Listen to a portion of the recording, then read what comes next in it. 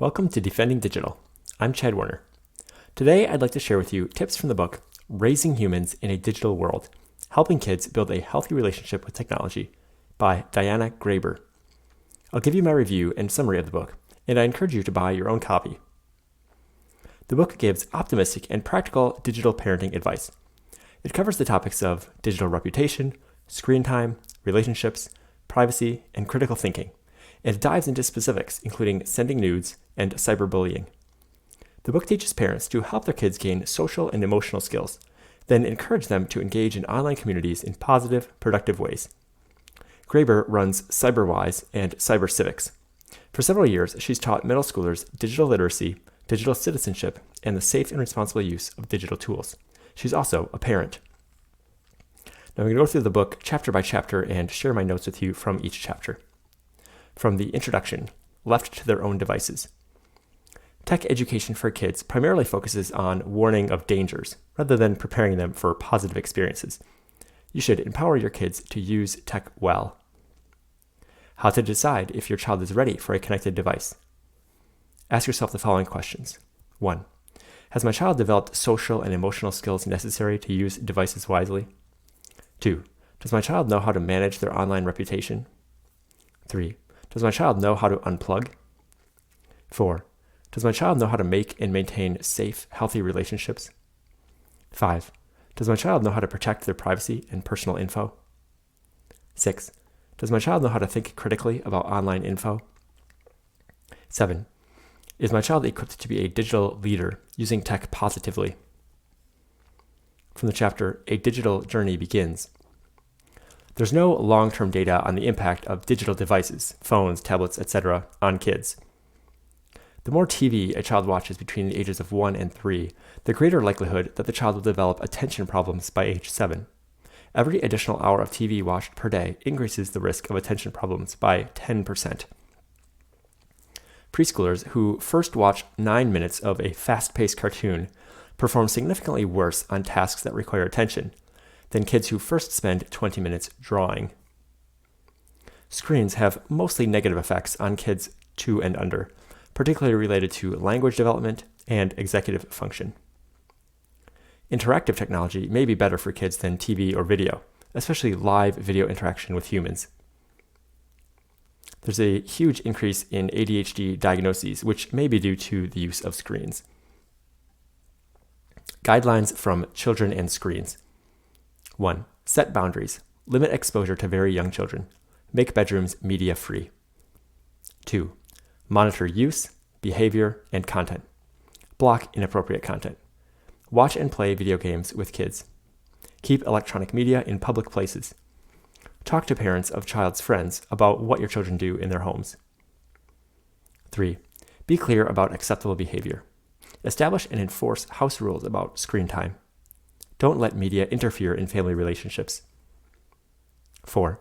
Engage and lead by example. Obey your own house rules. From the chapter, Learning to be Human. There are no credible research studies that show that a child exposed to more technology early in life has better educational outcomes than a tech-free kid. Kids whose parents actively guided their kids online end up having the healthiest and most balanced relationships with tech. Kids whose parents minimize their use of tech end up engaging in problematic behaviors. They access porn, post rude or hostile comments, impersonate someone, etc. From the chapter, Reputation. 68% of colleges say looking at applicants' social media profiles is fair game.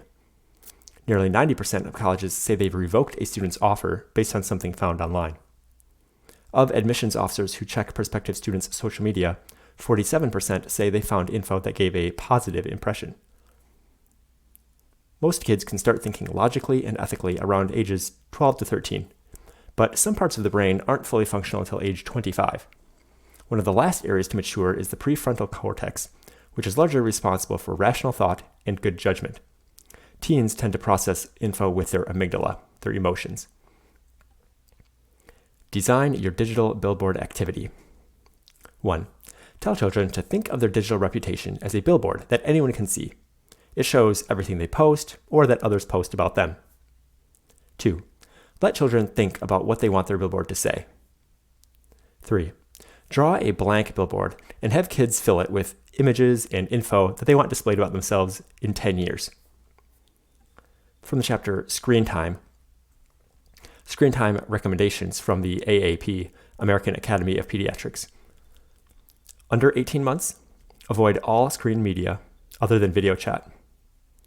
18 to 24 months, if you want to introduce digital media, watch high-quality programs with your children. 2 to 5 years, watch up to 1 hour per day of high-quality programs with children. 6+ years, put limits on time spent on media and types of media. Ensure media doesn't replace sleep, physical activity, or other healthy behaviors. Have media-free times together and media-free places, such as bedrooms. Discuss online citizenship and safety.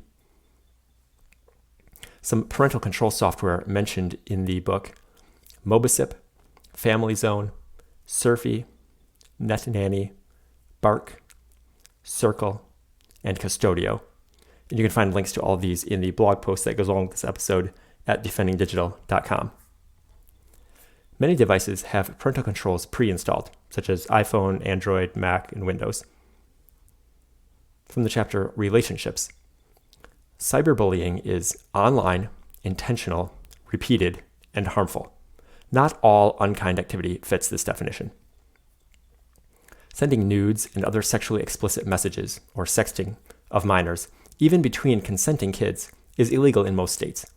Nudes of minors are technically child pornography. Kids can be charged for receiving nudes, as it's considered child porn. Kids charged with the creation, possession, or distribution of child porn could do jail time and may need to register as sex offenders. Most states don't have laws specifically about sending nudes, so it falls under existing child porn laws. If a child receives a nude or semi-nude photo of a minor, they should immediately delete it and not tell anyone about it. If they're asked, they should say they did receive it, but immediately deleted it. The Cyberbullying Research Center has research and resources for cyberbullying prevention and response. Stomp Out Bullying has cyberbullying resources and live chat. Again, you can find the links to these in the blog post that goes along with this episode. How to talk about sending nudes or sexting. 1. Define sexting. It's the sending, receiving, or forwarding of sexually explicit or suggestive images, messages, or video. Explain that sending sex of or between minors is a crime in most states. You can look up the laws in your state at cyberbullying.org. 2. Tell them not to send or ask for nudes. 3. Tell them to delete any nudes they receive. 4. Tell them to speak up if they find out about nudes being circulated. Tell them to first tell the person whose image it is. 5. Explain that once a message is sent, it can't be taken back. And 6. Share a cautionary tale and ask questions about what they would do in that situation. How to handle cyberbullying. 1. Take a screenshot of the evidence. 2. Block and report the bully. And 3. Talk to a trusted adult or the Stomp Out Bullying help chat line about anything that makes them uncomfortable. Inform the service provider about the bullying. From the chapter Privacy. Tell your kids they should never meet someone in real life that they first met online. From the chapter Thinking Critically. Teach kids to think critically online. These are some of the skills they'll need. Search effectively and analyze search results. Understand how Wikipedia works. Understand copyright laws and plagiarism. Stay out of filter bubbles. And cite online sources. Detecting crap online. So you can use the acronym CRAP, which C is for currency. How recently was it posted? Has it been updated? R is for reliability. How reliable is the info? Are there references or sources? A is for author. Who is the creator of the info? What are their credentials? Who's the publisher or sponsor? And P is for purpose and point of view. What is the purpose? Is it to inform, entertain, or persuade? Does it sound like fact or opinion? Is the creator biased? Is the creator trying to sell something? The website MediaBias/factcheck at MediaBiasFactCheck.com exposes media bias and deceptive news practices. You should encourage media participation, creation, curation, etc., versus consumption. Questions to ask about media use. Did you spend more time producing or consuming? What did you produce? What skills did you use? In what ways can you produce more and consume less in the future? Shift your focus from the amount of time spent online to positive use of time spent online. From the chapter Digital Leadership, celebrate and empower good use of technology rather than focusing on bad. Don't think that you can't help your kids with online issues because you're not tech savvy.